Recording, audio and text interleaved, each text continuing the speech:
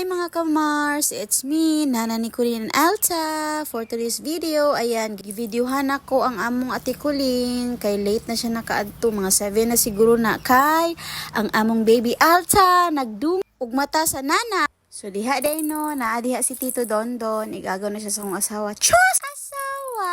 Sure diha self, pabiya ta pakasli, so partner sa ta. So continue ta guys, si Auntie Nitnit diha nag-istorya sila sa akong ugangan, then kauban pud si Tito Dondon kay karga ka Alta kay every morning katong wala pa na siya klase sus, diha jud na si Alta sa iya tagpila ka oras nako ibilin, then kuhaon na lang nako ug matulog na or gutomon si baby Alta, dako kay na siyang tabang sa kuha simula nang naabot mi diri sa Kapis. Thank you Tito Dondon, shout out sa imuha. Buutan sab kay na siya. So kana day no diha naglangga-langga sila sa iyang lola Catalina ug ang baby Alta. Muna lang trabaho mabuntag. Nindot kay basta probinsya bitaw hapsay kayo pag mata nimo wala jay mga saba, walang pollution pero usahay wala lang jud tay kwarta. So diri lang sa ako taman. Thank you for watching. Bye-bye.